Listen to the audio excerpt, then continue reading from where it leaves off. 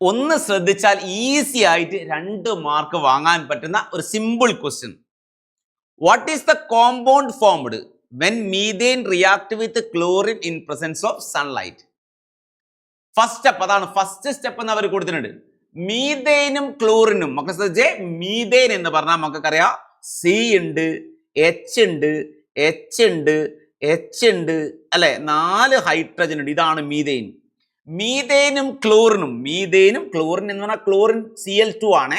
മീഥേനും ക്ലോറിനും സൺലൈറ്റിന്റെ പ്രസൻസിൽ react ചെയ്താൽ ഉണ്ടാവുന്ന first product ഏത് എന്ന, ഫസ്റ്റ് പ്രോഡക്റ്റ് എന്ന് പറയാൻ കാരണമുണ്ട്. വീണ്ടും അവർ റിയാക്ട് ചെയ്യും. അപ്പൊ ഫസ്റ്റ് പ്രോഡക്റ്റ് എന്ന് എഴുതാൻ കാരണമുണ്ട്. അപ്പൊ മീഥേനും ക്ലോറിനും സൺലൈറ്റിന്റെ പ്രസൻസിൽ റിയാക്ട് ചെയ്താൽ ഉണ്ടാവുന്ന ഫസ്റ്റ് പ്രോഡക്റ്റ് ഏതാ എന്നാണ് അവരെ ക്വസ്റ്റ്യൻ എങ്കിൽ നമ്മൾ ഇവിടുന്ന് എന്താ പറയാ, ഇവിടുന്ന് എച്ച് പോയി, ഇവിടുന്ന് Cl പോയി.